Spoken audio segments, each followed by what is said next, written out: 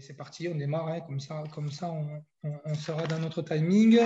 Merci vraiment à tout le monde pour votre intérêt et pour votre disponibilité sur cette première visio. C'est une première pour l'association Esprit Sud Seven, mais aussi dans le paysage, je dirais, du rugby à 7 français. Donc, j'espère qu'il y aura évidemment plein d'autres visios de ce genre. C'est vraiment une première, donc on va vous demander d'être évidemment indulgent avec nous. Voilà, on se rôde avec les outils informatiques. Donc voilà, merci vraiment pour votre présence. Ce que je disais, c'est qu'on va être un petit peu nombreux. Donc si vous pouvez couper vos caméras et vos micros, comme ça on va pouvoir pas trop être perturbé dans les échanges et qu'on puisse avoir de la qualité. Vous voyez qu'il y a un petit bouton enregistrement parce qu'évidemment on souhaite enregistrer la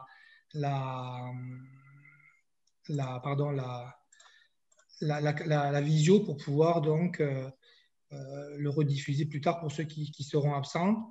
Donc, premier rendez-vous à 7.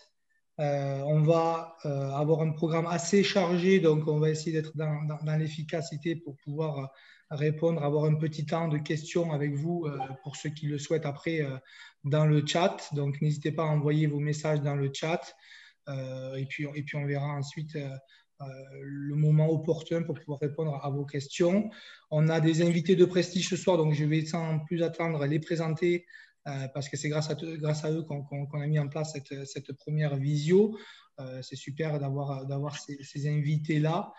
Donc, je vais commencer par une invitée la plus jeune d'entre nous, Montserrat, qui nous fait l'honneur d'être là ce soir. Montserrat qui a été quand même qui est vice-championne du monde de rugby à 7 puisqu'elle a été finaliste à San Francisco en 2018 et dans la Dream Team aussi du World 7 Series en 2018. Donc Montserrat, bienvenue, merci beaucoup, j'espère que tu vas bien. Bonsoir à tous et merci pour l'invitation et je vais très bien.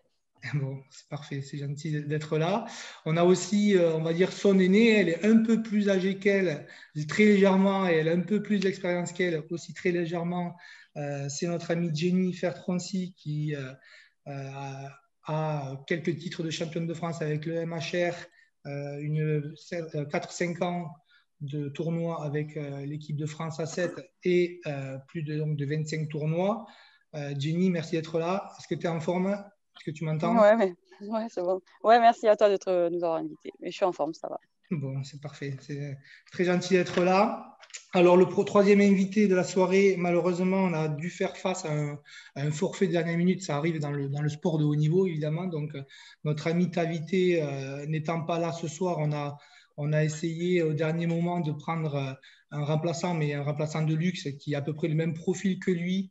Je ne sais pas s'il est rentré dans la conversation, on verra, c'est les joies du direct. Le même profil que Tavité, je ne sais pas, mais en tout cas, est-ce qu'il est là, l'entraîneur de l'équipe de France à 7, Nicolas Leroux. Est-ce que Nicolas, tu es avec nous ? Tac, tac, tac, mystère, selon les micros. Donc Nicolas qui est entraîneur de l'équipe de France à 7 depuis 2017. Et donc, oui, bonsoir tout le monde, bonsoir à toutes et tous. Ah, super, ça va ? En forme ? Ça va, tout va bien. Ça y est, en vacances ou quoi, Nicolas ? J'espère que vous aussi. Oui, nous sommes en congé là depuis la fin de semaine. Super. Ben, merci d'être là et de remplacer au pied levé notre ami Tavité. On sait que tu as un peu les mêmes qualités que lui sportives. Hein, donc, je ne le remplacerai pas, non. Surtout sur la perforation et sur le off-road. Merci d'être là, Nico. Merci d'être là. Bonne continuation. Donc, merci. Dernier invité de prestige, puisque pour la petite histoire, il a été le premier parrain du Med7 en 2013. Plus de 300 matchs avec l'équipe de France à 7, champion d'Europe et participation aux Jeux Olympiques de 2016. Mano Daligna. Salut Mano, est-ce que tu m'entends? Est-ce que tu me vois? Est-ce que tu es là? Je t'entends, Max. Salut à toi, merci pour l'invite. Bonsoir à tous. Bon, comment ça va, Mano? On va commencer avec le tour de table. Est-ce que ça y est, toi, tu vas nous faire un petit retour sur ce que tu deviens depuis ta retraite internationale? Qu'est-ce que tu es rentré au pays, aux sources? Oui, rentre aux sources, le fief familial dans le Royan, Royan avec un S, donc pas du côté de l'Atlantique, du côté de la Drôme, dans le Vercors. Voilà, retour aux sources avec un nouveau projet. Construire un écolieu, en fait, avec des amis et des gens qui vont rejoindre l'aventure. Donc voilà, tourne autour de l'agriculture, de l'éco-construction, voilà, la permaculture, ce genre de choses. Voilà, la naturopathie, tout ça un peu mêlé. Voilà le projet. Je suppose que tu as un peu plus de temps maintenant pour toi et tu as été quand même toujours dans le sport avec Saint-Jean-Royan, c'est ça, hein? Oui, côté sportif, je continue en loisir. C'est mon club formateur Saint-Jean-en-Royan, donc le SCR. C'est là où j'ai fait mes premières armes et ça me semblait logique de terminer dans ce club. Donc voilà, je leur file un petit coup de main. Donc on s'amuse bien, mais bon, avec les règles Covid, ben là, c'est comme pour beaucoup, c'est un peu arrêté. Donc on s'entraîne, on s'amuse, voilà, mais pas plus. Ouais, d'accord. Bon, ben, en tout cas, on est content de t'avoir. Je sais que vous gazez bien quand même. Avant le confinement, l'équipe gazait bien. Donc, je suppose Ouais, que bah, ça c'était sera la pas. montée en Fédéral 1 qui était visée et bah, elle avait été refusée sur tapis vert l'année dernière. Mais là, on était bien dans le truc. Bon, écoute, il y a plus grave que le rugby hein, dans la vie, donc on va attendre la saison prochaine ou plus tard, on verra selon comment ça se passe. D'accord. Bon, mais écoutez, on va faire un petit tour toujours de table. Moi, je sais que donc, tu viens de dire que tu nous as dit en off que tu étais rentré chez toi, ça y est, après deux stages consécutifs avec l'équipe de France à 7 féminin. Un premier stage en Corrèze en novembre, je crois, et puis vous avez terminé à Marcoussis. Comment ça va, du coup, au niveau de l'équipe de France à 7 féminine?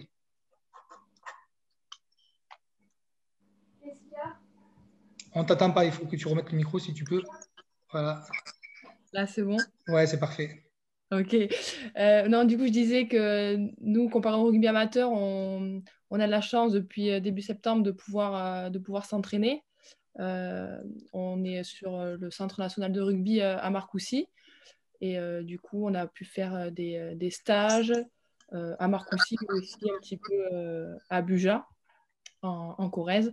Donc voilà, c'est vraiment pour objectif de la saison pour se qualifier d'abord pour les Jeux Olympiques en juin et puis après, si qualif au bout, ben, forcément d'aller décrocher la plus belle des médailles à Tokyo en 2021.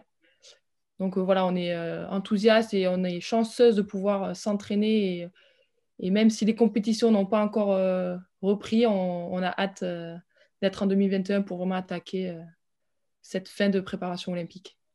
D'accord. Donc tout le monde est sur le pont déjà. Vous êtes rentré dans votre projet Jeux Olympiques. Oui, c'est un projet forcément qui normalement datait de 2020, donc ça devait être cet été en 2020, donc ça a été repoussé pour tout le monde. Donc bien sûr que l'objectif des JO est toujours là et ça a prolongé une préparation de 1 an, même s'il y a, comme je le disais, pas de compétition encore. Mais voilà, nous en tout cas l'équipe de France, on s'entraîne pour et on a envie d'aller au bout. D'accord. Donc si j'ai bien compris, si j'ai bien suivi, vous allez peut-être pouvoir démarrer en février. On espère tous, on croise les doigts sur un tournoi avec les garçons en même temps, peut-être à Madrid. C'est ça, ce sera d'abord à Madrid, donc c'est pas un tournoi vraiment officiel, ce sera pas un World Series comme on a l'habitude de voir sur la saison. Le World Series, il arrivera plus tard, ça a été annoncé la semaine dernière. Il y aura 2 tournois pour les filles, du coup, à Marcoussis en mai, mi-mai et fin mai. Donc, mais avant ça, oui, bien sûr, on aura de quoi faire des matchs amicaux pour vraiment re-rentrer dans la compétition, mais se réhabituer à l'intensité des tournois. Donc, forcément, on a hâte d'y être, mais il va falloir d'abord retrouver de bonnes sensations sur le terrain. D'accord. Bon, écoute, c'est bien. Au niveau des garçons, je sais qu'il y a eu un stage à Toulouse aussi il y a un petit mois de ça, et puis à Marcoussis la semaine dernière. Nico, si tu veux bien dire deux petits mots là-dessus, est-ce que le groupe est complet, tout le monde est en pleine forme pour attaquer la saison? Est-ce que je sais que vous avez vu aussi peut-être des nouveaux joueurs? Comment ça va chez les garçons? Oui, voilà, on a eu un stage à Toulouse fin novembre, début décembre à Cheval, au Stade Toulousain. On a été très bien accueillis par le club. On a pu échanger avec le staff et c'est à ce moment-là, en effet, où on a pu voir d'autres joueurs extérieurs qui étaient suivis ou d'autres encouragés par leur club. Sur cette période-là, parce qu'on avait 10 joueurs de France 7 qui étaient avec le 15 de France, pour ceux qui ne le savaient pas. Donc ça a permis d'ouvrir un peu le groupe et de très bien travailler. Très bonne qualité de travail à Toulouse. Et on a fini ces derniers jours, la semaine dernière, donc avec le retour de tous les joueurs au CNR. On a une très bonne qualité de travail aussi, un bon temps, une bonne qualité donc à tous les niveaux. Et beaucoup d'enthousiasme pour tout le monde, donc c'était très bien pour finir l'année. D'accord, donc du coup, pareil, hein, après l'échéance, on va dire Madrid, fin février, vous allez redémarrer dès la rentrée de janvier, tous ensemble?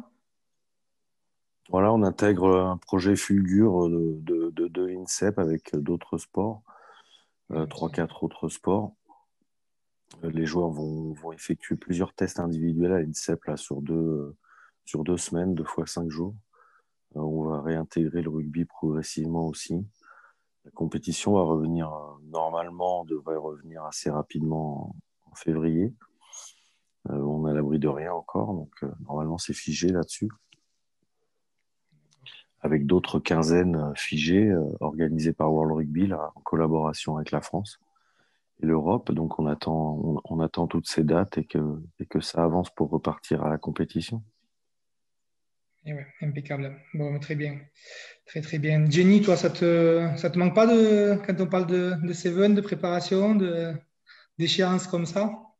Bah si, après, quand tu as les objectifs et tout, ça donne envie, mais bon, voilà, quoi, moi je suis vieille, mais non. Bon, Moi je suis en club, c'est plus tranquille. c'est plus tranquille, donc tu le prends cool, quoi. Ouais, bah après, voilà, on a une autre vie, maintenant c'est du passé, et puis voilà, après on a du mal un peu à raccrocher avec le rugby, donc moi je continue en club parce que voilà, chaque année je me dis j'arrête, mais j'arrive pas. Donc je me raccroche au club, puis après je joue avec le 7 avec son assos, donc du coup ça me fait un peu toucher le 7, ce qui, pareil, est difficile à arrêter aussi. Justement, on va basculer sur la deuxième partie, la troisième partie, pardon.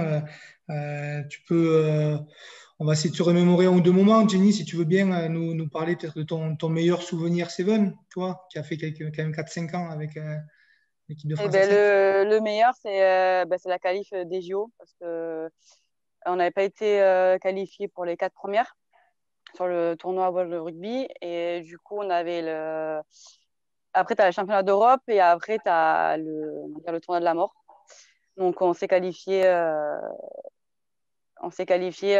voilà, la Coupe d'Europe, donc les champions d'Europe, et on gagne la qualif olympique. C'était un tournoi compliqué parce que le premier tournoi, on perd en finale contre les Russes. Et donc, du coup, on part un peu mal. Et du coup, la deuxième tournoi, il fallait absolument qu'on arrive en finale et qu'on batte les Russes en quart ou en demi. Ce qu'on arrive à faire, et du coup, on les élimine et on se qualifie. Donc, c'était à la différence d'aujourd'hui, c'était 2 tournois. Hein, Ouais, 2 tournois, ouais. D'accord. Donc, on peut juste rappeler justement l'actualité que les Français et les Françaises iront donc se chercher la qualification à Monaco le 19 et 20 juin prochain. On y reviendra un peu plus tard. Donc, on voit les images, très bien. Et après, donc, du coup, Rio en 2016, je suppose un grand souvenir pour vous. Ouais, bah ouais, en plus, c'est les premiers JO pour rugby à 7. Puis nous, en faisant du rugby, on s'est jamais dit, tiens, on fera les JO dans notre vie. Donc, c'est vraiment un truc qui tombe sur la tête en disant, putain, c'est énorme, quoi. Je fais du rugby, j'arrive à faire des JO, alors qu'à la base, je dis, c'est pas possible, quoi. D'accord. Bon, mais écoute, c'est sûr que ça fait rêver tout ça. Justement, on a voulu, euh, par une petite surprise, essayer de se remémorer des bons moments avec toi que tu as dû vivre lors de tes années Seven. Et on a une invitée surprise ou une invitée surprise qui a une question à te poser via donc, cette application. Donc, si tu veux bien répondre à sa question et d'abord deviner qui est derrière la caméra pour pouvoir répondre à sa question. Est-ce que l'invité surprise est là? Oui. Ah, Très bien. À vous l'honneur. Jenny, j'ai une question. Est-ce que maintenant tu t'autorises à manger du bacon? Shannon, j'ai défoncé. Jenny, tu sais qui est derrière le bout du fil? Moi, j'ai deviné. C'est Shannon. Non. Allez, va. Alors, invité surprise numéro 1, est-ce qu'on peut voir en vrai qui est derrière la caméra pour être sûr? Ah, Ah non. Shannon Izard, putain. Shannon Izard, bienvenue. Merci beaucoup d'avoir joué le jeu. Tu répondras à la question sur Salut. Jenny juste après. Donc, Shannon, 50 essais en World Series, donc en pleine forme avec l'équipe de France à 7. Merci d'être là. Et puis, Jenny, à toi l'honneur, évidemment. Le bacon, je sais pas ce que. Non, on va dire que c'était mon péché mignon. Et quand on fait les tournois à 7, on a le petit-déj, il y a plein de trucs au petit-déj. Et il y a le bacon et les œufs. Et à chaque fois, je bifurquais vers le bacon. Donc, j'avais pas forcément le droit, mais je pensais que moi, ça me faisait du bien. Ça me tenait au courant, on va dire, pour la journée. Donc voilà.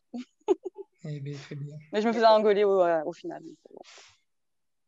Je suppose que vous avez un suivi drastique donc, qui permet d'avoir des écarts de conduite, mais vite. Pas drastique, mais on a des conseils, quoi. À faire et pas faire.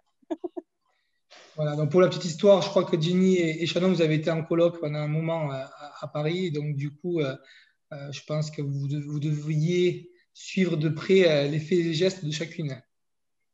C'est ça. Ouais. Bon. Shannon, quelque chose à dire? Oui. Shannon, Encore, ça va. Merci d'être là, Shannon. Tu restes avec nous. On va avoir 2-3 questions à te poser. Manon, toi, en termes d'hygiène de vie, on te connaît hein, sur le bout des doigts. Ça n'a pas été trop dur quand même pendant toutes ces années de devoir faire attention? Bon, écoute, non, pas spécialement dur. Après, on n'a pas toujours, même si on est dans des beaux hôtels avec tout ce qu'il faut à manger, ça dépend les lieux et notamment quand c'était amateur au début, enfin, le rugby à 7 était un peu amateur. J'ai l'anecdote, je me souviens aux États-Unis, la première fois où on a fait le tournoi à Las Vegas où les repas c'était assez sommaire. Voilà, on va pas se plaindre, hein, on avait à manger, il y a des gens qui n'ont pas à manger, mais les pâtes étaient trempées dans environ 3 cm d'huile. C'était repas unique, donc pâtes et poulet blanc, et les pâtes et le poulet américain. Bon, voilà, et il n'y avait que ça, en gros, à manger. Bon, mais depuis, ça a bien évolué. On a à peu près tout ce qu'on veut, on est choyé, il n'y a aucun problème, on a tout ce qu'il faut, des crudités, tout ce qu'il faut pour être en forme. Donc, à toi, après, de choisir si tu veux performer ou pas, quoi. Jenny. Dédicace à Jenny. Bon, super. Non, mais c'était pour me tenir la journée, c'est tout. Du coup, Mano, tiens, tant qu'on y est, toi ton meilleur souvenir à 7, parce que tu en as eu quand même un paquet. Ouais, il y en a quelques-uns. Bah, ouais, je vais pas être très original, mais la qualif JO, c'était aussi un grand moment, puisque moi, en 2011, quand j'arrête le 15 à La Rochelle pour me consacrer qu'au 7, j'avais ce projet voilà, de faire les JO 2016, donc on était encore loin du compte. Donc forcément, quand tu es qualifié, c'est une grosse première étape. Surtout qu'on fait, ouais, nous c'était sur, je sais plus, c'était 3 ou 4 tournois, 3 tournois, je crois. Et on gagne les 3 tournois, donc à chaque fois 6 matchs, 18 matchs gagnés. Donc on perd pas un seul match, on gagne tous les matchs, et dont notamment la finale à Exeter contre l'Angleterre, où on était déjà qualifié et on bat les Anglais chez eux, donc grand chelem, qualif, enfin tout ce qui va bien, quoi. Donc vraiment un grand moment, et voilà, c'était cool. Mais il y en a plein d'autres après. Hein. On gagne, enfin si je t'en donne un deuxième, la plate à Hong Kong. On était une bande de jeunes avec Thierry Janzek et on se fait la plate à Hong Kong alors qu'on était tous un groupe de, enfin je sais pas, on avait 22, 23 ans. Et c'était vraiment magique, quoi. Même si ça restait qu'une plate, aujourd'hui c'est pas le but de l'équipe de France, mais nous c'était notre première grosse perf et on était très heureux, on a bien profité de ça, quoi. Parfait, c'est cool. Super. Et ben, du coup, Mano, même chose pour toi. On va avoir un petit invité surprise qui va, j'espère, pas te poser une colle, mais on va voir, on va l'écouter s'il est là, pour que tu puisses deviner qui c'est et peut-être répondre à sa question comme il se doit. Est-ce que l'invité surprise numéro 2 est-il là? Ouais, je suis là. J'ai déjà reconnu.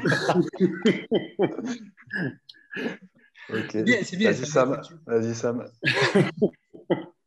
Non, mais du coup, ma première question, elle est à double tranchant, mais bon, maintenant que tu as reconnu, enfin, ou pas d'ailleurs, si tu réponds bien à la question, j'allumerai ma caméra, mais si tu réponds pas bien, franchement, je pense que je quitte la conversation. Qui a été ton meilleur colocataire en chambre depuis le début du World Series? Certainement pas toi. Évidemment toi, bien sûr. Sam, avec qui je m'entends très bien, quelqu'un de très humble, travailleur, grosse qualité physique. Voilà, quelqu'un que j'ai adoré prendre sous l'aile dès qu'il est arrivé. Manquait un tout petit peu de confiance au début, puis après a su se révéler. Et le mec qui met des culs et des caramels à tout le monde, voilà. Le futur, pour la saison à venir, un futur très grand joueur, qui il est déjà d'ailleurs. Voilà. Samuel, alerte. Bon, mais la présentation est toute faite, il n'y a pas besoin de prendre le relais. Samuel, merci d'être là.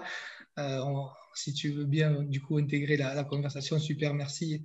Merci pour cette question. Est-ce que notre petite question à Mano, au-delà de ça? Oui, je peux avoir une autre petite question. Je voulais juste savoir, Mano, si le kiné du Sporting Club Royanais a fait une commande de colle.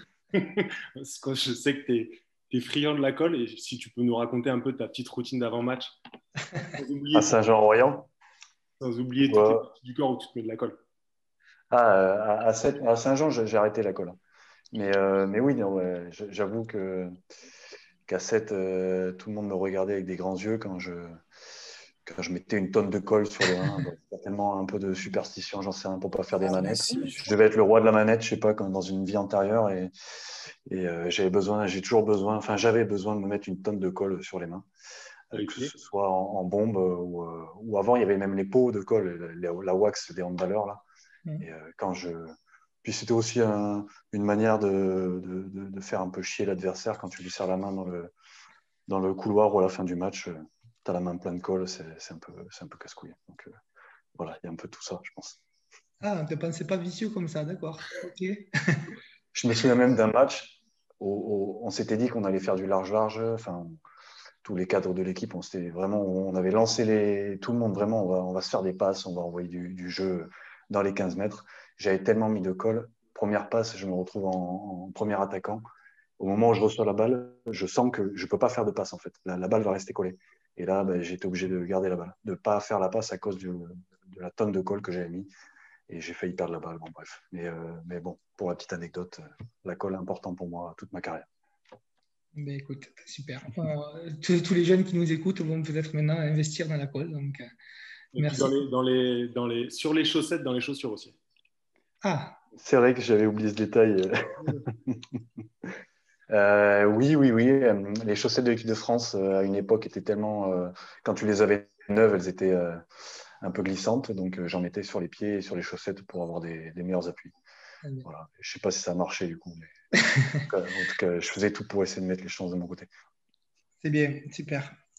Très bien, très bien. Du coup, justement, on va basculer un petit peu sur le rugby à 7 de manière globale et plutôt nationale sur la France. Toi, Mano, tu as été capitaine des Babas, entraîné par Nico Leroux, justement, sur le Super 7 l'année dernière à l'Arena à Paris. Voilà, tu diras tu vas nous dire ce que tu en penses, mais on est quand même sur le bon chemin avec ce format des invités top 14 sur le Super 7 en France. On a, depuis de nombreuses années, il y a quand même une belle évolution. C'est pour moi la question, Max? Ouais. Oui, mais c'est incroyable, tout simplement. Enfin, pour une première édition, avoir fait ça à l'U-Arena, avec les clubs de top 14 et tout, c'était vraiment incroyable. Enfin, on ne pouvait pas rêver une meilleure première que ça. Maintenant, voilà, il faut que ça perdure et que ce ne soit pas juste un one-shot. Mais je trouve ça juste formidable. Point. Il n'y a pas plus à dire. Il faut après mettre en place tout ce qui va bien avec et que ça perdure et continuer à mettre le paquet là-dessus. Ben, parfait. Les filles, vous, Jenny, Shannon, on sait que vous avez déjà participé aussi à des tournois un peu plus amateur sur le circuit français féminin. Est-ce que voilà, il y a quand même une belle évolution même sur ces niveaux-là, vous qui avez pu rencontrer plusieurs équipes différentes, le niveau augmente. Jenny, puisque je te vois, je sais pas si... Bah oui, le rugby féminin en général a augmenté. Quand tu vois le début du rugby féminin, c'était pas la folie, quoi. Et maintenant, individuellement, techniquement, t'es meilleur, quoi. Donc, mais je crois que... Donc, ouais, belle évolution. Et même sur les tournois, avant, le tournoi des filles, c'était dans un champ de patates au fin fond de la France, là. Et maintenant, voilà, on commence à avoir des bons stades, du public qui vient. Et le rugby féminin commence à être reconnu aussi. Donc, ça fait plaisir de voir l'évolution comme ça, quoi. Shannon, je me souviens t'avoir vu très en forme lors de la finale à Béziers ou lors du Med Seven en 2018. Toi qui es maintenant encore toujours dans le haut niveau, comment tu pourrais comparer un petit peu le niveau forcément différent entre le niveau mondial et ce qui se fait dans les petits tournois, dans les tournois, on va dire, du circuit français? Je ne sais pas si tu m'entends. Ouais. Je crois que tu n'as pas le micro, ou c'est moi qui bug, je ne sais pas. Voilà, ça y est, on t'entend. Bon. Oui, Shannon, on t'entend. On a un problème. Est-ce qu'il n'y a que moi qui ai un problème?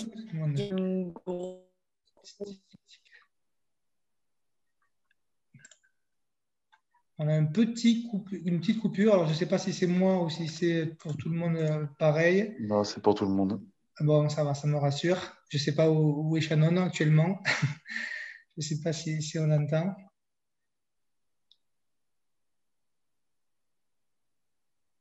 Je sais que tu bouges, mais je ne t'entends pas forcément. Bon, on réessayera plus tard, t'inquiète pas, je reviendrai vers toi. Du coup, ouais, je ne sais pas si Nico aussi est par là. Nico, on te voit, Nico Leroux, on te voit sur les terrains, mais aussi.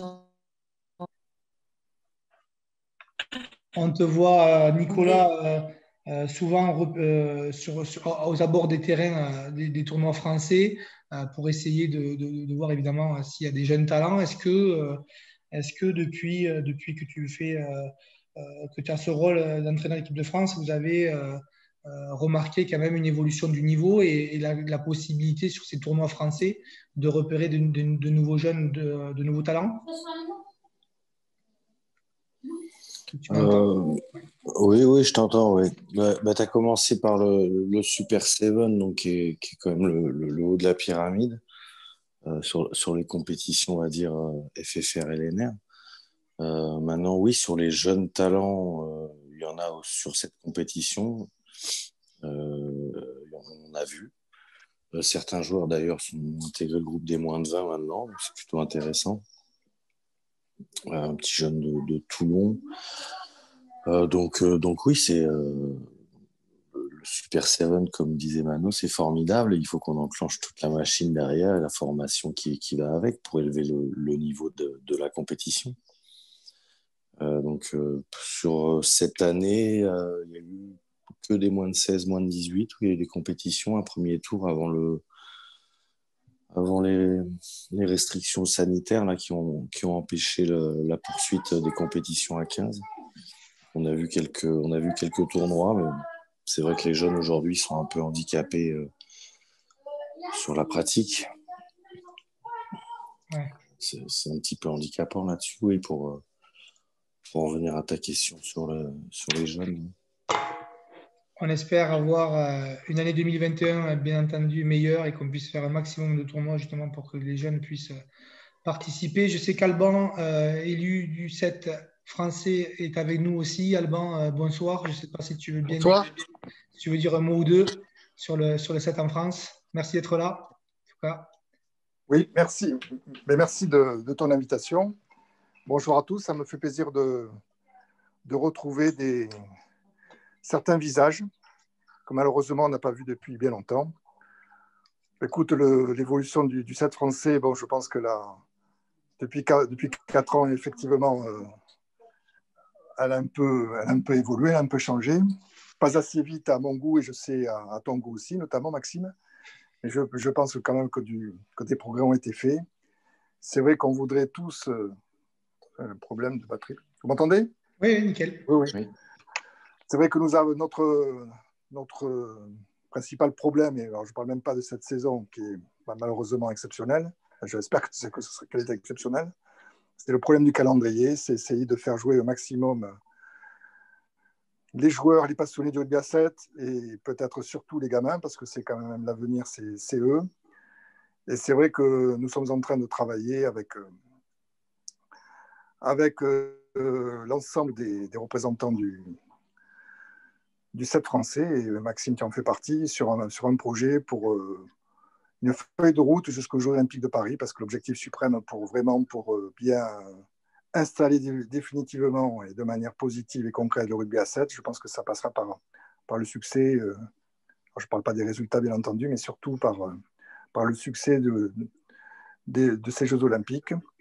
Donc le chemin est encore long, on a 3 ans de dur labeur pour y arriver et préparer Paris, mais aussi la préparer comme pour nos amis du 15, il faut préparer aussi l'après-Coupe du Monde 2023. Mais je pense que pour le 7 français, il faudra aussi préparer le 2024. Il faut qu'on impose effectivement davantage le rugby à 7 dans nos compétitions. Peut-être, c'est toujours un sujet ambitieux, peut-être aussi changer les plages dans le calendrier, jouer peut-être davantage en été. Je sais qu'on avait commencé notamment avec toi, Maxime, en juillet. Mais je pense que c'est peut-être quelque chose qu'il faut faire.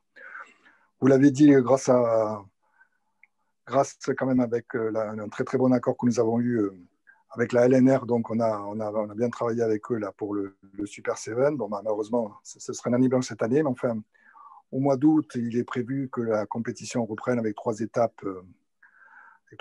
Donc je pense que tout va dans le bon sens, mais le chemin est un peu long et c'est vrai que cette année, malheureusement, ça va être assez difficile de se projeter. Eh bien, merci Alban pour ton intervention. Très gentil d'être là. Merci à vous. C'est une question pour toi du coup.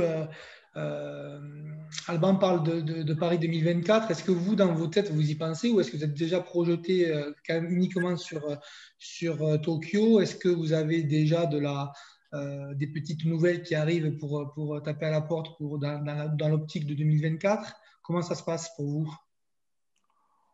Il y a 2 choses. 2021, les Jeux Olympiques de Tokyo, bon, effectivement, là, je laisse Christophe Orecht, bien entendu, avec la lourde tâche qu'il a pour amener nos 2 équipes de France à Tokyo. Et bon, je suis très confiant et j'espère qu'à Monaco, va bien se passer pour arriver à ce Graal. Super. Mais je pense qu'au-delà de la partie visible de l'iceberg que sont les équipes de France, c'est effectivement essayer de multiplier les compétitions et faire un peu du prosélytisme, en faire dans les écoles de rugby, dans les cadets et les juniors. Bon, on a commencé depuis 3 ans avec ces compétitions à la Mercerie, Crabos aussi, où on a pu détecter de très bons joueurs. Et je pense que quand même, ce qui est important, peut-être que j'aurais dû commencer par là, que la belle vitrine aussi de joueurs sétistes avec le 15 de France, bon, comme Gabin, Villiers et Jean-Pascal Barak, bon, je ne parle pas bien entendu de notre ami Vakatawa, mais je pense que souvent on opposait dans le landano du rugby un peu le 15 et le 7. Le 7, ouais, c'est un sous-rugby. Bon, là, je crois qu'on a démontré toutes les qualités du 7 qui est extrêmement formateur dans le succès des 15istes. Et que ce soit au plus haut niveau et le 15 de France, bon, donc je ne reviendrai pas sur les matchs brillants de Gabin Villien notamment. Donc je pense que là, maintenant, le 7 a toute sa place dans la formation du joueur de rugby. Voilà. Très bien, merci. Merci Alban, merci beaucoup. Donc je disais aussi, voilà, au niveau terrain, Montserrat, sur l'équipe féminine, est-ce que vous ressentez un peu déjà de pression? Est-ce que Paris 2024 est enclenché sur le sportif ou pas du tout? Nous, quand même, la grosse échéance à court terme, c'est forcément Tokyo 2021, où là, il faut mettre les bouchées doubles.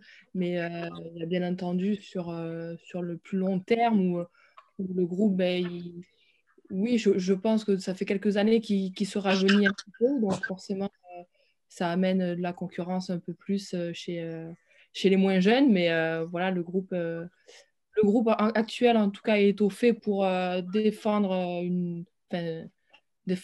une meilleure place, la meilleure place possible pour les JO à Tokyo, et ensuite préparer dans la continuité, forcément, Paris 2024 qui va, comme Alain l'a dit, va faire exploser le rugby à 7 en France. Enfin, du moins, on l'espère, nous, en tant que joueuse.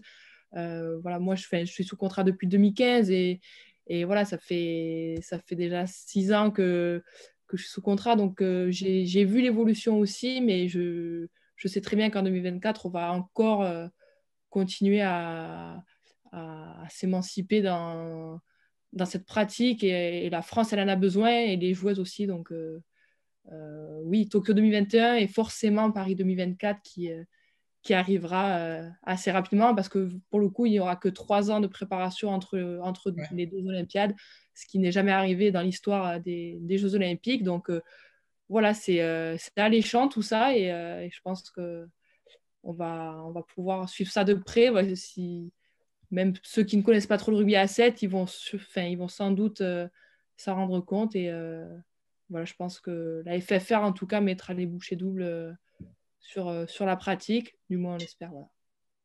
Très bien. Ben, reste avec nous parce que de toute façon, on va dans pas longtemps te poser une question importante sur toi. Et je voudrais poser la même question à Samuel, si tu es là, Samuel, sur les garçons. Est-ce qu'il y a aussi un petit peu de préparation pour d'intégration, Nicolas l'a dit, de nouveaux jeunes, mais est-ce que c'est dans vos têtes ou on est d'abord focus plutôt sur Monaco et Tokyo? Je pense qu'on est très focus sur Monaco et Tokyo, déjà parce qu'on a perdu, on n'a pas réussi à se qualifier pour le premier Tokyo, et c'était mine de rien une déception. Et là, avec le fait que tout soit décalé, je pense que ça nous pèse un peu, ça traîne et on a envie d'être fixé. Donc, en tout cas, moi, je sais que pour ma part, je pense beaucoup, beaucoup à Tokyo, et même si les JO à Paris, c'est forcément dans un coin de ma tête, pour l'instant, c'est vraiment focus Tokyo, et on verra après pour le reste. Mais ouais, après, si on regarde le projet en globalité, que ce soit au niveau des jeunes, que ce soit au niveau du 7 en France, de la formation, on sent qu'il y a une émulation, et que tout ça aussi, c'est pour les Jeux 2024. Mais chaque jour dans son temps, et pour l'instant, on n'est même pas qualifié pour Tokyo. Donc, nous, en tout cas, moi, je pense qu'on est très, très focus là-dessus. Très bien. Merci Samuel. Du coup, en plus, on a un petit exemple. Hein. Ce soir, on voit qu'il y a quand même du monde déjà qui est aussi attentif et présent sur cette réunion. Donc, merci à toutes les personnes présentes ce soir sur la visio. Elle est enregistrée puisqu'on essaiera de la rediffuser pour les absents. Merci à tous. Vous avez la possibilité quand même d'envoyer, si vous voulez, des petites questions dans le chat, et on y reviendra si on peut tout à l'heure. Moncé, on revient donc à toi. Tu as parlé donc de ton contrat depuis 2015 avec l'équipe de France. Donc, tu as déjà fait pas mal de tournois. Ton meilleur souvenir à toi sur le rugby à 7? Sur le rugby à 7, bon, il y en a quand même beaucoup, mais un en particulier, forcément pour celle qui était, je pense que ça l'est aussi pour le reste de l'équipe. C'est la demi-finale à San Francisco qu'on gagne contre les Australiennes à la dernière action du match. Voilà, il y a égalité, et on arrive à marquer un essai dans le temps additionnel. Donc, c'est une équipe qu'on a vraiment du mal à battre, et les battre là sur une compétition comme celle-ci, ça a été extraordinaire.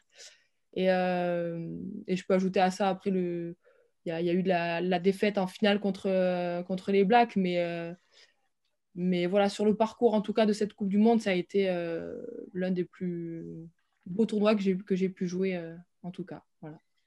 Les Australiennes championnes olympiques en plus. C'est ça, championne olympique en titre, une équipe sur le circuit A7 qui, c'est une équipe à battre, c'est une équipe qui joue très bien voilà, jeu à distance ou ça, elles arrivent bien à déplacer le ballon, elles ont des très bonnes passes, donc ça va vite. Et voilà, on a su être meilleur qu'elles sur ce match et je pense qu'on va continuer à travailler pour pouvoir les battre à nouveau et être les meilleurs possibles. On va essayer de mettre la vidéo pour voir si on peut la revivre ensemble. Je suppose un essai sur le gong, évidemment, sur le dernier moment. C'est pas trop stressant ces moments-là, justement, pour se préparer? Et bien, franchement, sur ce match-là, en fait, il faut savoir qu'à la mi-temps, on perd 12-0. Donc, sur une mi-temps de 7, ben, voilà, il se passe beaucoup de choses. Et en fait, à la mi-temps, on se dit, mais c'est pas grave, franchement. OK, il y a 2 essais d'avance, mais on peut les rattraper. Et voilà, on arrive à remonter au score. Et puis là, dernière action, on peut féliciter Anne-Cécile de sa capacité à éliminer 3 défenseurs. Donc, voilà, un exploit, mais qui reflète vraiment sur le match et sur le tournoi. Voilà, on a beaucoup osé, on a beaucoup tenté.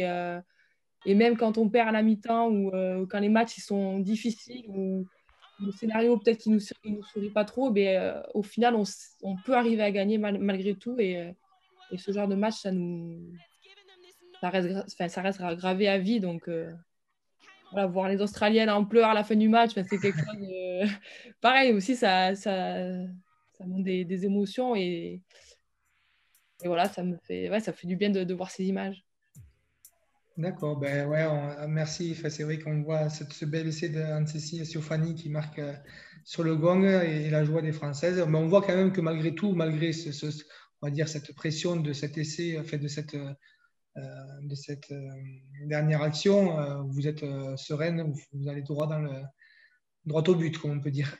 Ouais, c'est ça. Et puis, ouais, sur le rugby à 7, c'est ça, c'est des décisions, elles sont forcément toutes très importantes, mais il faut savoir aussi être très lucide. On dit avoir la tête froide parce que souvent le corps, lui, il est en ébullition, il explose. Donc, ouais, il faut savoir poser les choses et se dire, bon, voilà, là, c'est la fin du match, mais derrière, il faut aller franchir la ligne quoi qu'il arrive. Et voilà, on n'a rien lâché. Et moi, c'est ça que j'adore dans le rugby à 7, c'est que ça part dans tous les sens. Et c'est vrai que quand tu arrives à décrocher l'action qu'il faut au bon moment, voilà, ça change tout. Et à la fin, tout le monde est content.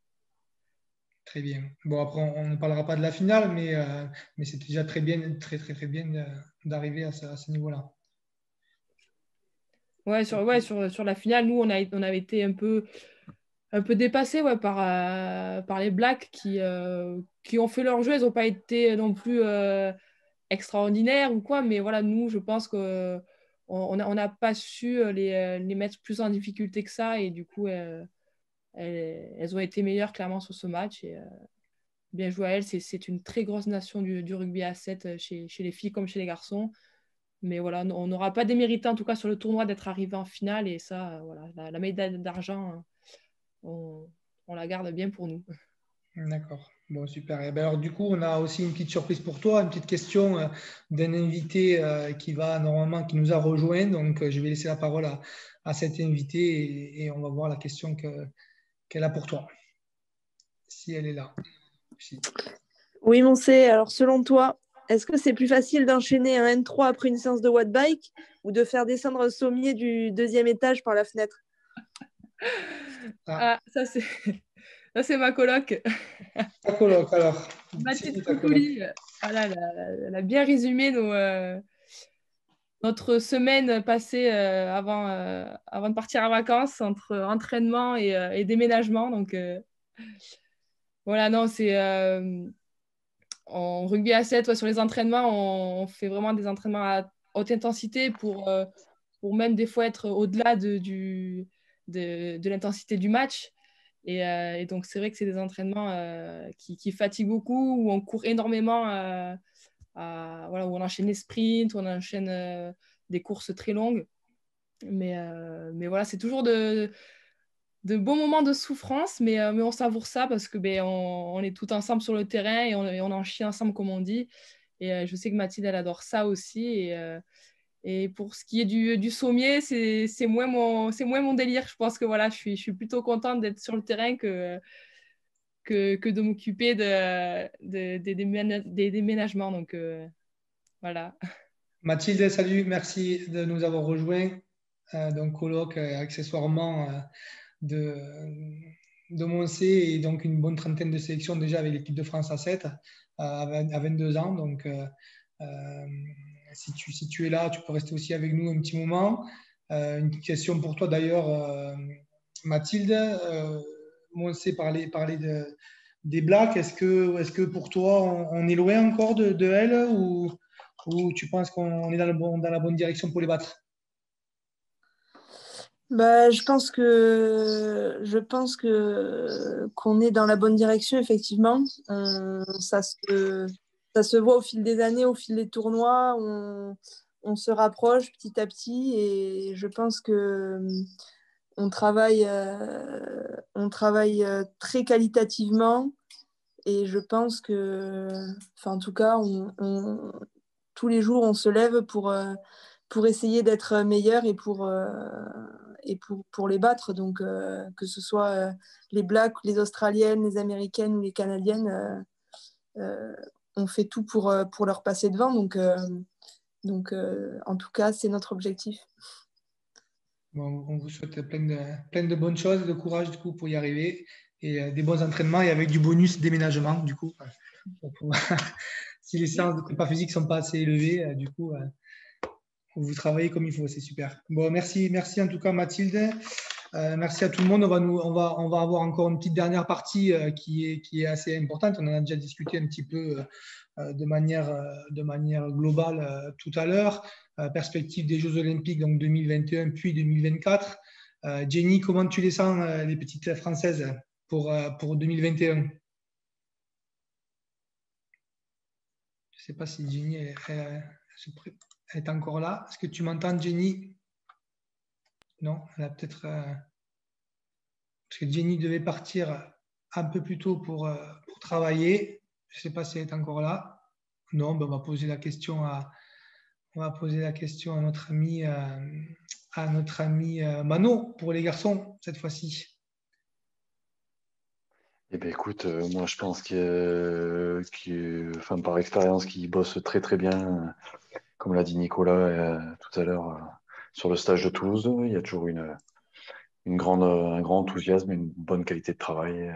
On l'a vu de toute façon, l'évolution de l'équipe de France ces dernières années. Donc je pense que c'est de bon augure. Voilà, il y a des adversaires qui vont être coriaces, mais ça reste jouable et on est clairement les favoris. Donc voilà, ça sent bon. Ça sent bon. Mais les ingrédients doivent bien être mis ensemble et que tout soit mis dans l'ordre pour que ça le fasse. Du coup, dans Monaco, on y va confiant et voilà, quoi. Pour toi, il n'y a pas de question à se poser. Ben, je pense que, étant donné qu'on est les favoris, voilà, il faut bien étudier ses adversaires, mais tu bosses sur tes gros points forts, tu y vas confiant et tu t'envoies ce que tu as sur un tournoi. Voilà. Si tu as bien bossé avant, c'est le jour J. Voilà. Il n'y a pas à se prendre la tête pendant 15 plombs, mais l'année va être longue du coup, parce que les garçons, ils vont gamberger. Enfin voilà, mais c'est bien. Enfin, voilà, pour une équipe jeune, ça peut être comment dire, un excès de pression, quoi. Tu montes en pression toute l'année, enfin, tu as vraiment ce truc-là, et à la fin, bah voilà, tu es sur un tournoi. Mais il y a quand même quelques mecs expérimentés qui vont savoir canaliser tout ça, quoi, je pense. Et je pense que ça va le faire. L'Irlande et les Samoa, ils vont exploser. Très bien, super. Merci Manu. Samuel, toi, on t'a senti très, comme tu l'as dit, focus, concentré, mais pas forcément stressé du coup? Ou, Stressé, le tournoi il est dans un petit bout de temps Oui, quand pas le même. temps, bien sûr. Ouais. Non, après, franchement, comme l'a dit Mano, au vu de l'évolution de l'équipe et de ce qu'on a pu faire sur différents tournois, il n'y a pas de raison pour que ça se passe mal. Après, ça reste un tournoi, sur un one-shot, tout est possible. Et voilà, mais on bosse vraiment bien, on bosse beaucoup. Et encore une fois, on a fait des finales à Hong Kong, à Vancouver. On a battu à peu près toutes les équipes du World Series. Enfin, maintenant, je pense qu'on a plus de. Encore, il y a 2-3 ans, c'était un peu plus compliqué et on n'avait pas vraiment de socle sur lequel se rassurer. Mais là, ouais, là, bon, comment dire, c'est pas qu'on a tout fait, mais on a battu des grosses équipes, on a fait des gros résultats. Et en plus, on était dans une super dynamique. Donc, à voir sur les prochains tournois amicaux qu'il va y avoir là, en Espagne et puis au TQO. Mais bon, c'est vrai que même si on est conscient de l'importance de l'échéance, euh, ben, on va tout donner pour y arriver. Mais ouais, ouais, voilà. Très bien, merci. Merci Samuel. Jenny, même question du coup là pour les petites françaises que tu dois suivre quand même. Tu suis de près quand même un petit peu comment ça se passe chez elles. Comment tu les sens pour Monaco notamment? Ouais, après, je suis toujours. Bah, après, voilà, j'ai encore des anciens qui sont dans l'équipe, donc des copines et des petites jeunettes aussi, comme on sait. Mais ouais, bah, après, comme je dis, ça a beaucoup évolué. Moi, à l'époque, j'ai jamais gagné les Blacks ni les Australiennes, hein. Quand je les ai vus gagner à la Coupe du Monde, déjà, j'ai dit putain, c'est chose qu'on était vraiment loin à l'époque, hein. Et ouais, avec l'évolution qu'elles ont faite, franchement, moi, je pense qu'elles peuvent être confiantes pour aller au TQO déjà. Enfin, je pense que il y a moins de soucis à se faire qu'à l'époque, qu'à notre époque, quoi. Du coup, les filles, Mathilde, Shannon, Monse, est-ce que vous voulez rebondir? Comment vous vous sentez dans vos têtes? Bah, Je plutôt pense bien. je pense que Jenny, elle a bien résumé. C'est vrai que avant, ouais, ben, il y avait moins de, il y avait pas eu trop de podiums. Le fait d'arriver jusqu'en demi-finale, tout ça, c'était très compliqué. Et je pense qu'aujourd'hui, avec des joueuses qui ont connu aussi ces moments-là un peu plus compliqués, mais l'équipe elle est, euh, elle est un peu plus leader un peu au niveau du top 5 mondial. Donc, c'est quand même hyper intéressant de pouvoir battre des grosses nations. Et forcément, là, pour le TQO à Monaco, il y aura des équipes un peu plus faibles, forcément. Donc, oui, la France, on sera favorite. Donc, bien sûr, on attend ce moment avec impatience. Mais voilà, derrière, sur l'évolution de l'équipe de France, forcément, on y va avec beaucoup de conviction. Et voilà, on sait qu'on peut aller très loin. Donc, on ira au bout. Shannon, tu voulais dire quelque chose aussi, je crois. Oui, je crois un peu grand-chose. Je ne sais pas si vous demandez. Mais, bon, Désolé, Shannon, mais je crois que la connexion est un peu compliquée. La connexion ne t'entend pas très bien. On va prendre Mathilde si elle veut bien aussi, si elle est là, qu'elle veut donner son avis. Ouais, bah, je rejoins Monse. Je pense on est focus et on a conscience de pouvoir faire quelque chose de grand déjà au TQO et ensuite on l'espère au jeu. L'équipe, elle évolue dans le bon sens. Là, ça fait un petit moment qu'on n'a pas pu se jauger sur des compétitions, mais on voit qu'aux entraînements, ça avance bien. Donc, non, on a vraiment envie et cette conviction de pouvoir faire quelque chose de grand à Tokyo. Donc voilà, après, il n'y a plus qu'à. Super. Et pour la petite histoire, moi, en 2000, c'était quand du coup? C'était en 2015 quand ils se sont qualifiés pour les JO. Moi, j'étais dans les tribunes en mode supportrice je me souviens, enfin, le rugby à 7, moi personnellement, je l'avais très peu joué en club. On connaissait pas trop ça. Et là, le fait que ce soit encore olympique, tout ça, il faut vraiment en profiter. Et oui, je pense qu'aujourd'hui, l'équipe de France, on a la chance de pouvoir évoluer à ce niveau-là, s'entraîner tous les jours, être sous contrat avec la Fédé, tout ça, nous, ça nous porte et ça nous motive encore plus parce que forcément, quand on regarde 5-6 ans en arrière, c'était vraiment pas la même histoire. Et voilà, je pense que du coup, les résultats, c'est forcément lié. Le fait que la performance, ben, on progresse, ben, derrière, le fait d'aller chercher des titres olympiques et même de champion du monde, ben, ça doit faire partie en tout cas de nos objectifs. Parfait. C'est clair, c'est très bien, c'est très bien. Ben merci beaucoup à tout le monde encore pour votre présence et votre participation et pour toutes ces informations qui nous donnent envie déjà d'y être.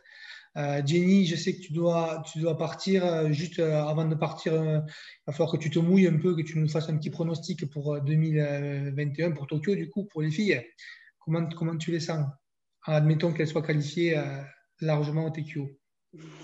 Un petit pronostic pour Tokyo. Alors déjà, j'espère qu'elles ne sont pas en quart finale contre le Canada parce que nous, on est toujours tombés contre le Canada. Ça bug, Jenny. On les a battus à San Francisco en quart de finale. Aujourd'hui, voilà, je pense qu'elles sont meilleures. Ouais, c'est pour ça, vous avez pété la bête noire, quoi.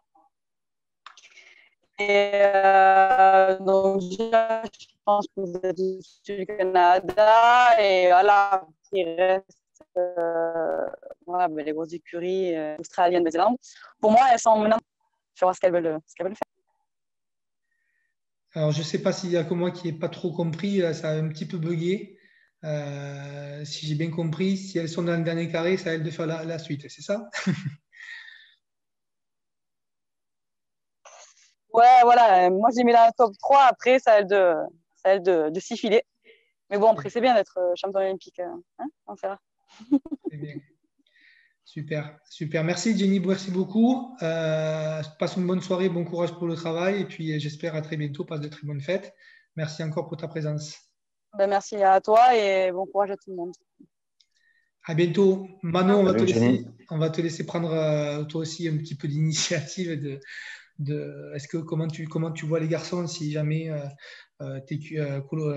Monaco est franchi haut la main, comment tu les vois pour Tokyo du coup? Écoute, moi je les vois je vois une finale France-Fidji et une victoire sur un drop de 50 mètres de Samuel Alert. Ouais, mais c'est bon, c'est parfait. Voilà l'idée. En sortie de mêlée. 9 remises intérieures, Sam, drop 50 mètres. Ouais, c'est mon point fort en plus. Voilà, dernière seconde. Voilà, pied gauche. C'est de jouer avec les points forts. Super. Non, mais plus sérieusement, je pense qu'ils ont les armes pour pour terminer, en tout cas, dans le top 3. Je pense qu'il y a moyen d'aller chercher une médaille. Voilà. Moi, je pense que c'est jouable et il faut tous y croire, quoi.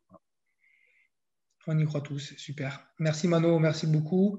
Merci les filles aussi pour votre participation. Je vous propose, il nous reste un petit quart d'heure, 20 minutes pour essayer de donner un petit peu la parole aux gens qui nous suivent là-dessus. J'ai vu que dans le chat, il y avait 2-3 petites questions. Alors, on va essayer d'y répondre, que ce soit vous ou moi là-dessus, ou nos invités.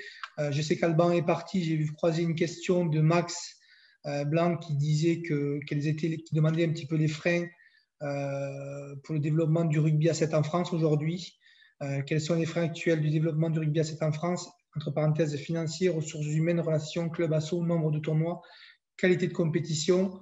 Ouais, je pense que ça c'est plutôt aux instances, aux associations françaises de répondre à ça et peut-être aussi aux élus. Je ne sais pas si, Manu, toi, tu as ton idée un petit peu là-dessus? Ouais, tant qu'il n'y aura pas vraiment un championnat français qui tiendra bien la route avec créer vraiment un championnat où on puisse détecter les talents et faire progresser tout le monde, en fait, tirer vers le haut tout le monde. Le one-shot de l'U-Arena, du Super 7, c'est bien, ça met le phare sur le set, ça montre ce que c'est, tout ça, mais il ne faut pas s'en tenir qu'à ça. Voilà, il faut que tous les acteurs du set français puissent donner un terreau favorable en fait à à l'explosion de toutes les pratiques du 7 ou même de tous les rugby. Moi, je vais même au-delà de ça parce qu'il n'y a pas que le 7, il y a d'autres rugby aussi derrière. Alors, il ne faut pas que ce soit tout pour le 15. Je pense qu'il faut qu'il y en ait vraiment pour tout le monde et que ce ne soit pas qu'une pratique marginale. Voilà. Très bien. Après, Max, pour répondre à ta question, je pense qu'il y aura aussi dans les semaines, mois à venir, un vrai travail d'audit et de réflexion, de diagnostic de ce qui se passe au niveau français dans les associations, etc., que tu gères aussi. Il y a une question peut-être que tu vas pouvoir répondre, Moncé. Déjà, si tu es focalisé sur Monaco, est-ce qu'il y a déjà un site sur lequel on peut acheter les billets? C'est une bonne question. Non, moi, j'ai des amis qui ont déjà pris des hôtels pour le week-end. Mais au niveau des places, des tickets, je ne sais pas après sur le site de World Rugby, mais pour l'instant, il y a rien qui est ouvert. Après, on ne sait pas encore, au vu de l'évolution un petit peu de la crise sanitaire, on ne sait pas si ce sera à huis clos, si ce sera 1000, 2000 personnes. Là, pour le coup, c'est flou pour tout le monde, je pense. Mais oui, si possible, on espère qu'il y aura du monde pour venir nous encourager. Mais voilà, pour l'instant, on ne peut pas du tout savoir à ce niveau-là. Ok, c'est vrai. C'est vrai. Il y en a deux petites remarques sur le calendrier, hein, qui est évidemment une grosse difficulté par rapport à ce que tu disais, Mano, de mettre en place un championnat de 7. Complémentarité entre le 15 et le 7. Aujourd'hui, c'est vraiment la problématique.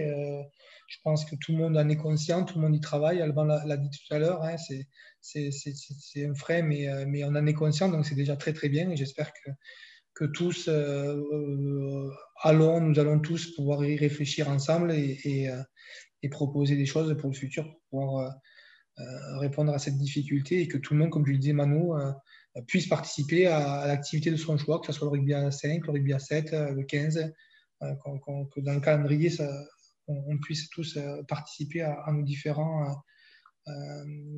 pratiques. Très bien. Est-ce qu'il y a des personnes, là, il n'y a plus trop de questions, vous avez encore un petit moment si vous voulez poser 2-3 questions, vous pouvez même les poser à l'oral si vous voulez, vous pouvez lever la main. En bas à droite, il y a un petit outil qui s'appelle Réaction. Vous pouvez lever la main si vous voulez poser une question à nos invités ou poser une question générale sur le set.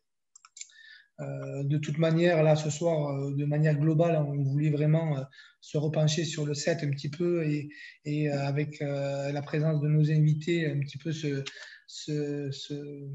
vivre à travers eux leurs différentes expériences. Donc, vraiment, encore une fois, merci à tout le monde, à Mano, Moncé et aussi Nicolas, je ne sais pas si tu es encore là.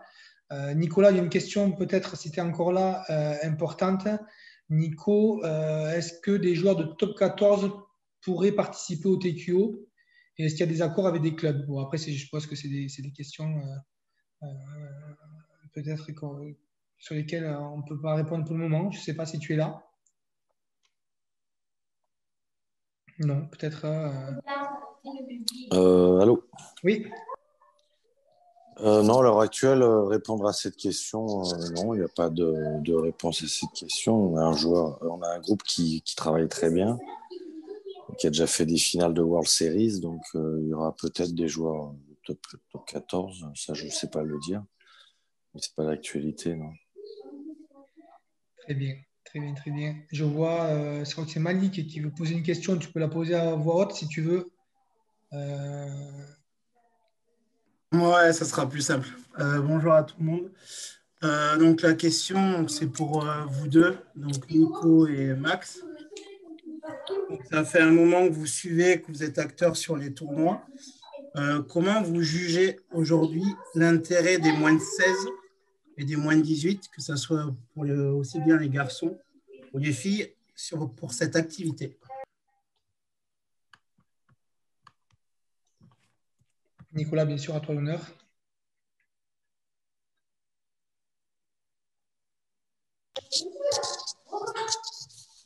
Sur les moins de 16, je commence. Oui. Donc sur les moins de 16, on est toujours un petit peu dans l'initiation à la pratique. Je ne sais pas où. Salut Malik déjà. Je sais pas où tu veux en venir, mais oui, on est quand même sur l'initiation du joueur et du collectif dans le cadre des compétitions qu'on peut voir. Et juste voir un peu si tu les sentais plus motivés, plus engagés, avec des ressources techniques peut-être un peu plus élevées ou tactiques par rapport au fait les tournois sont un peu plus visibles sur Internet et à la télé par rapport aux générations d'avant. Voir si tu voyais déjà un impact. Cette année, il n'y a eu qu'un tournoi, donc on n'a pas vu le deuxième. D'habitude, on a le tournoi de qualif, comme tu le sais, et le tournoi final la semaine suivante. Ça n'a pas été le cas cette année, donc si on en revient à l'année dernière, oui, on peut voir un élan. En effet, il y a eu un élan. Maintenant, il y a une cassure à l'heure actuelle à cause des conditions sanitaires, mais oui, il y a eu cet élan-là. On regarde est-ce que les résultats de l'équipe de France aussi, les Jeux Olympiques qui arrivaient.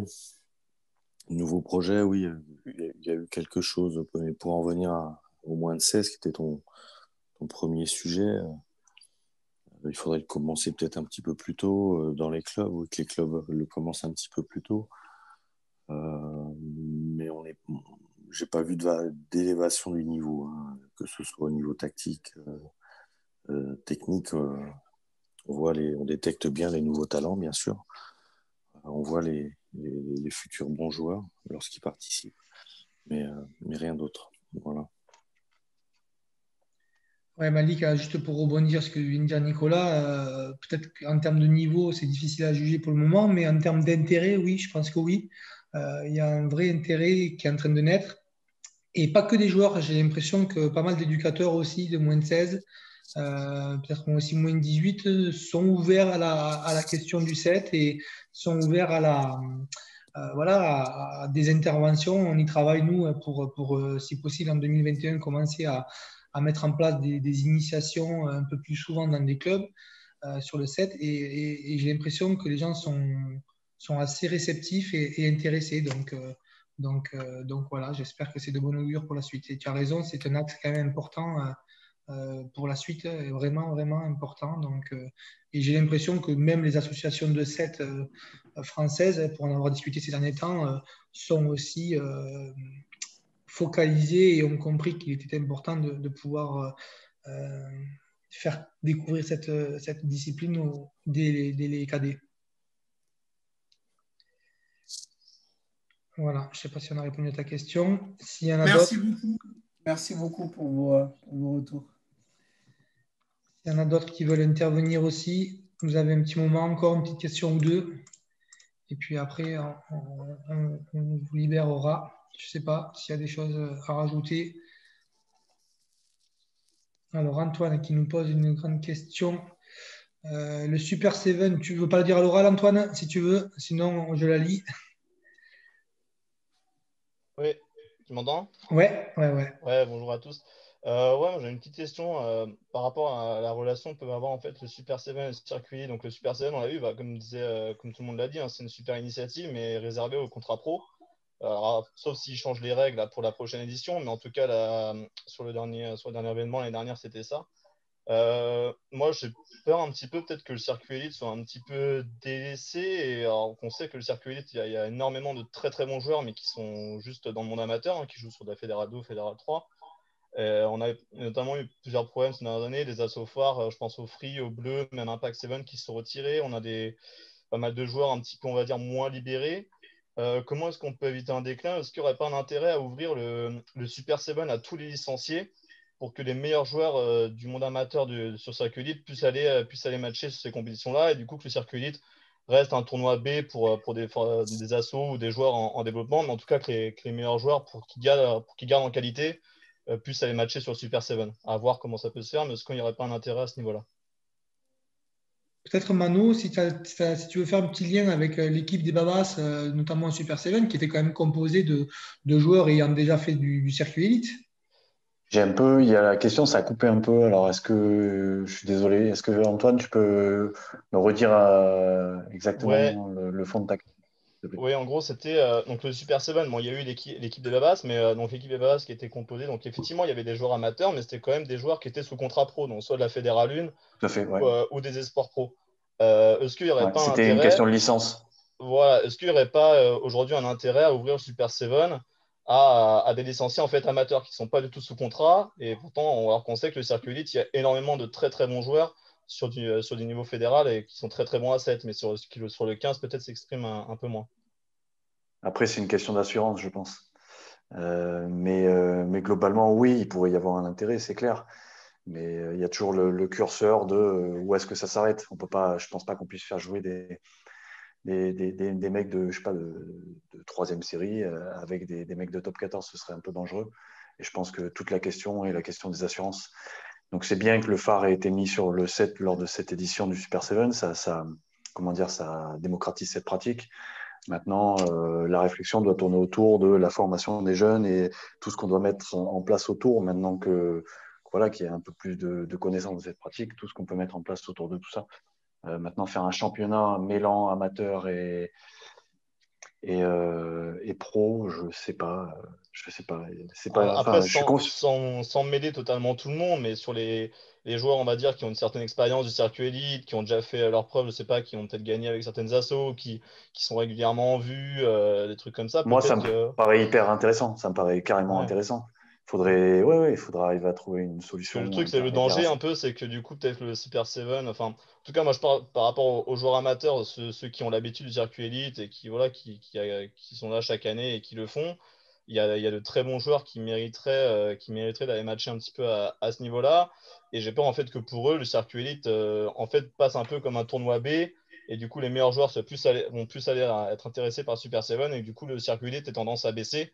Ce qui serait vraiment dommage pour le rugby amateur, sachant que c'est l'une des premières actions qui a été vraiment lancée par la FFR à ce niveau-là, quoi. C'est à Ouais, je voir te sur rejoins. l'avenir, voilà, pour pas que le circuit élite qui est trop en déclin, quoi, parce qu'il y a eu déjà pas mal. Enfin, moi, je trouve que sur ces dernières années, ça a baissé déjà un petit peu en qualité. Moi, je te rejoins. Après, la solution, pour l'instant, je ne l'ai pas, mais je pense qu'il y a un compromis à trouver. Ouais. Je pense Je sais qu'il y a un pas compromis si à trouver. Nicolas Leroux est par là, peut-être Hmm. donner son avis sur ça. Mon avis sur de quoi qu'il y ait des amateurs qui jouent une compétition avec des professionnels, c'est ça? Mhm. Du moins, pour moi, ça a été plus ou moins le cas, hein, même s'il faut au niveau des assurances, de toute façon, Manu l'a dit, il faut avoir un contrat fédéral. Donc, à partir du moment où je vois un contrat fédéral, il est possible de jouer, même d'être invité par un autre club pro, je dirais même, si ce joueur est si reconnu que ça dans sa région. Donc, il peut être invité, comme l'a été invité Kadiri, avec le Stade français d'ailleurs. Donc, c'est une forme de reconnaissance de la part du joueur et d'où il venait. Ça n'a pas été le cas pour d'autres joueurs. Il n'y a pas eu d'autres joueurs de Fédéral 1, d'ailleurs, à part avec les Barbarians, pardon. Donc oui, que dire d'autre? Je ne sais pas de quel public tu voulais parler, Antoine. Moi, je voulais parler par exemple, des joueurs amateurs qui sont peut-être dans des clubs, par exemple, de Fédéral 2, qui n'ont pas forcément de contrat, mais qui matchent depuis plusieurs années sur le circuit élite et qui mériteraient peut-être d'aller se confronter Il y un avait peu peut-être plus pas la haut. place pour tout le monde, quoi, hélas. Donc, mais pour Nico Metsch, par exemple, je crois qu'il a joué avec des assos. Donc voilà, ça a été le En cas. gros, ça serait pour, par exemple, ceux qui aujourd'hui sont sur le circuit élite, on va dire les meilleurs joueurs du circuit élite, mais qui sont dans des Ouais, clubs, on voilà. va dire amateurs Mais, Fédéral 2. Eux, pour eux, il n'y a pas de moyen en fait d'aller matcher plus haut sur le Super 7. Ils sont obligés de se cantonner au circuit élite. espérons que ça se pérennise, qu'il y ait un tournoi asso et qu'il y ait un vote, pourquoi pas, du public pour élire ces meilleurs joueurs-là. Non, élire des meilleurs joueurs, c'est un peu présomptueux de dire celui-là il est meilleur qu'un autre. Mais oui, pourquoi pas. C'est un petit peu le fonctionnement, c'est là où je comprends pas le fond de ta discussion. Parce qu'il y a quand même eu pas mal de joueurs. Guillaume Manévi était en Fédéral 1. Il y avait un joueur qu'on n'a pas pu avoir parce qu'il n'avait pas de contrat, justement. Ouais, c'est Assez ça, en fait, ma question, curieux. c'est surtout sur ça, c'est surtout par rapport au contrat, en fait, de juste pas, enfin, comment ne pas délaisser tous ces joueurs aujourd'hui qui sont sur circuit elite, qui sont très bons en termes de Mais performance, peut-être mais qui ne peuvent déjà, pas aller matcher à cause des contrats. l'histoire courte, peut-être que c'est parce qu'il y a peut-être eu des morts aussi au rugby ces dernières années, donc les assurances sont peut-être très vigilantes là-dessus, peut-être. Ça, c'est le premier point. Comme ça clarifie. Et puis, et puis ensuite, non, je te disais, le stade a pris Karim Kadiri qui était en Fédéral 1. Tu vois, je pense que à Ouais, mais terme, ça, tout ça, ça va se c'est que des mettre en joueurs sous contrat, place. ça. Il jouait en Fédéral 1, en 3e division Ouais, mais nationale. il a un contrat fédéral quand même. Il avait un contrat avec Beaune. Mais tu es obligé pour participer aux compétitions LNR. Je sais pas, Oui, mais c'est ça, mais je justement, sais moi pas je où parlais. tu habites, où tu es, mais tu es obligé d'avoir un contrat pour participer à une compétition LNR. C'est pas une coupe, tu vois, donc ça, c'est une obligation, c'est quelque chose, enfin, voilà, tu peux pas passer ça, quoi. Par contre, ces très bons joueurs que tu dis, et oui, en effet, on en a vu un paquet, il y en a un paquet, j'espère qu'il y en aura encore beaucoup, qui sont et je pense que s'ils sont vraiment très bons, ils ont des contrats en fédéral.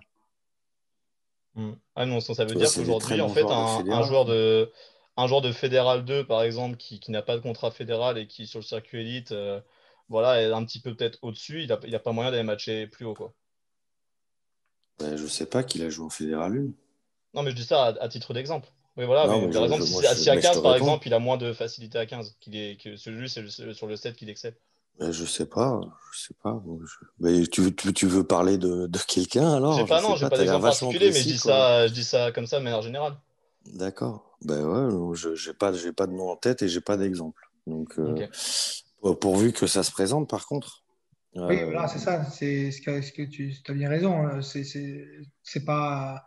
On peut espérer que dans le futur, on ait ces problématiques-là. Après, comme le dit Max dans la conversation, aujourd'hui, comme l'a dit aussi Nico, les mecs qui sont quand même au-dessus du circuit Super 7, du circuit Elite, pardon, quand même, sont connus du paysage national, sont connus et sont dans des contrats, dans des clubs avec contrat et donc ont pu Ouais, participer. Je pense à Jamal Houchen qui a été cité. En effet, ces mecs-là ont mm. un vrai bagage et sont connus du circuit. Donc, après, pour la question du tournoi B des circuits élites, non, je ne pense pas que ça soit un frein. Au contraire, comme l'a dit Manu, c'est une super vitrine et il faut que ça continue et ça va tout aller dans ce sens-là. Tout le monde travaille de son côté et ensemble pour que ça tire tout le monde vers le haut. Oui, tout à fait. C'est pour ça qu'on parlait aussi des jeunes, avant tout. Hein. Et cette passerelle, et on en a vu quelques-uns, par contre, des clubs pro participer avec certaines assos aux dernières éditions. Donc ça, c'était quand même très encourageant sur ce qu'elle évoquait sur les moins de 18 et ce que voulait lancer Malik tout à l'heure sur les moins de 16. Et c'est tous ces joueurs qu'on retrouvera sûrement après en Fédéral 2, Antoine. Il y en a peut-être eu un, je crois, en Marc-en-Barreuil. Ils n'ont pas commencé le projet en Fédéral 2 il y a quelques années. Maintenant, ils sont en Fédéral 1. Oui, tu peux avoir quelques exemples, mais ça reste quand même...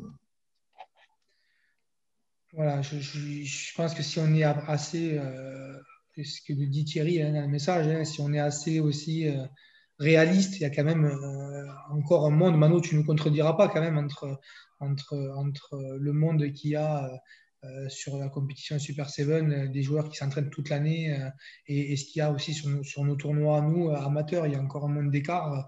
Évidemment, si certaines exceptions peuvent basculer, on est tous fiers d'avoir des joueurs qui ont pu participer au Super 7, tant mieux et on travaille là-dessus, mais aujourd'hui, en étant réaliste, il y a encore un monde d'écart, quoi, évidemment. Ouais, peut-être en 4-5, on peut peut-être trouver ce genre de profil des ailiers à 15 qui pourraient jouer 4-5 profils spécifiques. Ça a failli être le cas, ou ça le sera dans le futur peut-être. Voilà. Très bien. Merci Nico pour tes réponses. Est-ce qu'il y aurait peut-être une dernière petite question avant qu'on se quitte? Ouais, j'ai une question, Max. Ouais, Chris. Enfin, même pour le groupe. Hein. À votre avis, c'est lequel le poste où il y a le plus de difficultés à apprendre quand on veut se lancer dans le set et même en général? on va laisser la parole au patron, Nicolas. Selon le profil du joueur, un peu tous les postes de toute façon. Parce qu'arriver à l'expertise d'un poste, moi je dirais que c'est entre 2 ans et 4 ans. D'accord, ok. Voilà, si tu arrives ça dépend de quelle discipline tu arrives. Si tu arrives du rugby à 15, ou si tu arrives du rugby à toucher, ou si tu arrives du baseball, ou si tu arrives de la natation, enfin, tu vois. Si tu arrives du rugby à 15, ouais, je dirais entre 2 et 4 ans, selon ton profil et tes ressources. Avec une pratique intense, hein, Nico, tu veux dire. Avec une découverte du rugby. Avec un développement athlétique, oui, avec un développement athlétique important pour mettre déjà ton corps en sécurité et associé à la pratique du rugby, oui.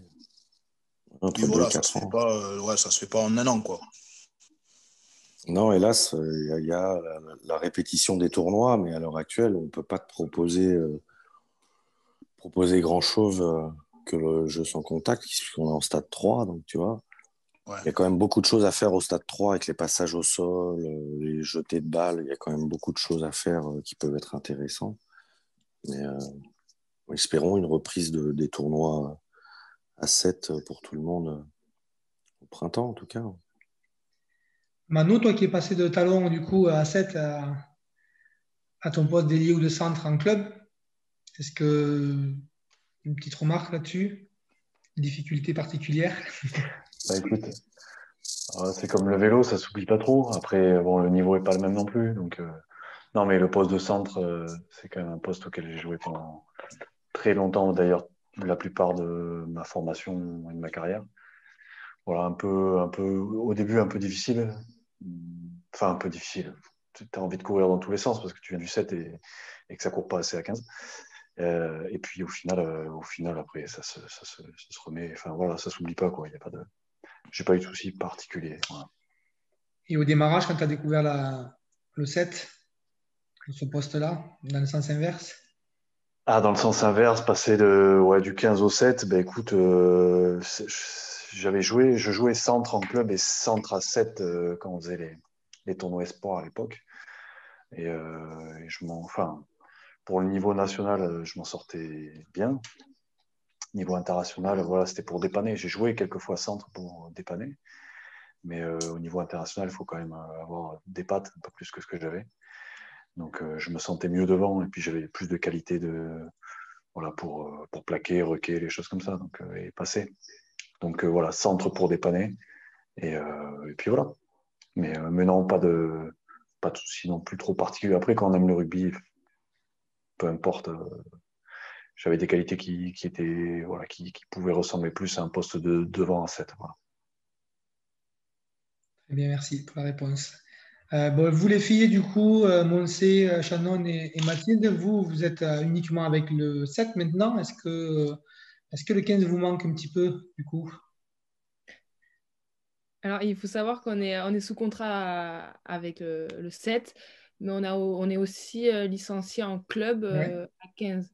Donc, là, au début de la saison, on est certain on a pu faire quelques matchs en élite, donc avec le top 16.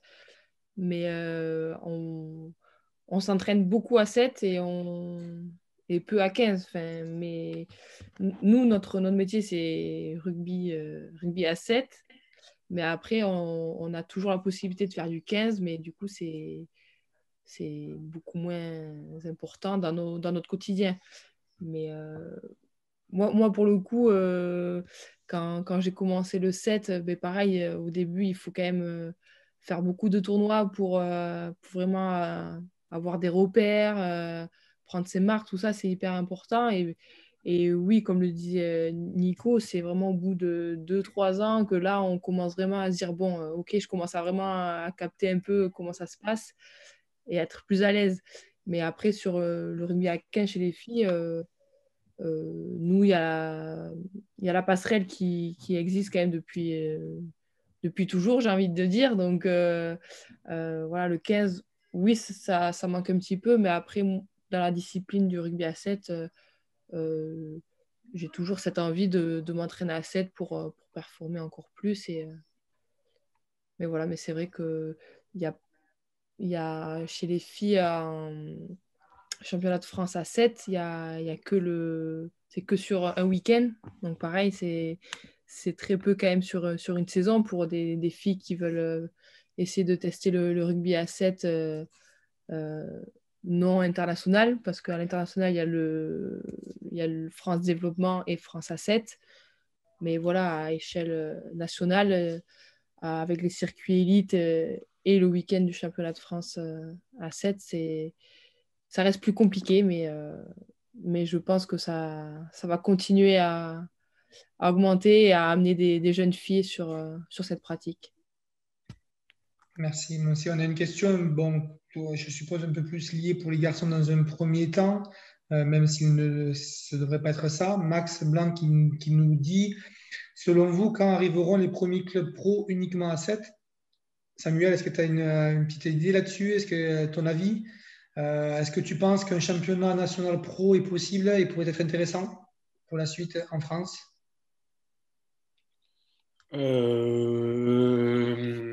C'est compliqué, hein. Enfin, non, ça serait génial. Ça serait génial, mais après, c'est compliqué dans le sens où c'est un format différent. Enfin, on pourrait pas jouer tout le week-end. C'est 6 matchs dans le week-end. Enfin, il y a beaucoup de choses à prendre en compte, je pense. Et je pense, il faut pas séparer le 7 du 15. Et il faudrait associer les équipes qu'il y a en ce moment à 15 à des équipes à 7. En fait, tout simplement, je pense que c'est la seule solution pour pouvoir faire. Enfin, la seule solution, non, pas du tout, mais pour pouvoir un peu promouvoir le 7 et pouvoir faire des tournois. Mais c'est vrai qu'un championnat national avec le fonctionnement du 7 en ce moment, c'est compliqué. Après, forcément, ça se mettra en place. Et je crois que c'est plus ou moins le cas dans d'autres pays. Donc ouais, ça, c'est possible. Après, bon, voilà. En effet, ça serait quand même intéressant de s'y projeter dessus. Très bien, merci Samuel. Écoutez, je vais vous libérer, tout le monde. Merci beaucoup pour votre accueil. Merci beaucoup, Mano, Nico, Moncé, les invités aussi, les filles. Désolé, Shannon, on n'a pas réussi à trop te voir, trop te capter.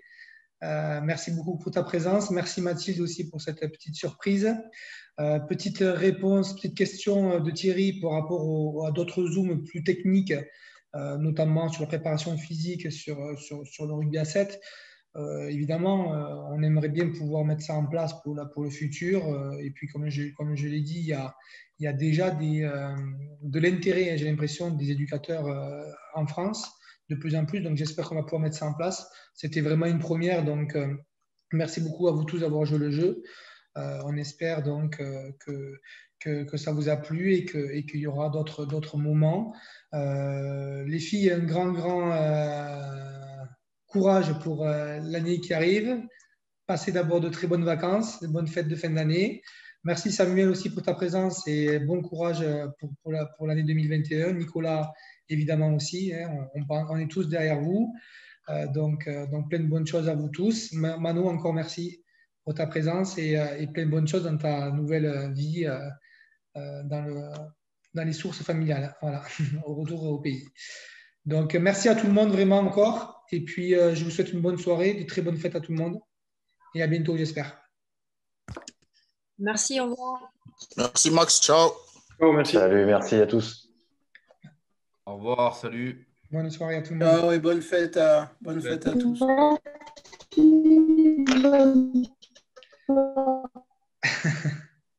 Avec toujours Shannon. Non, ça c'est Mathilde. Du coup, Moncé, il va falloir que vous changiez la connexion à la coloc. Hein. Ouais, mais c'est prévu, c'est bon. Bon, merci Moncé, merci beaucoup et passez de bonnes vacances. À bientôt tout le monde.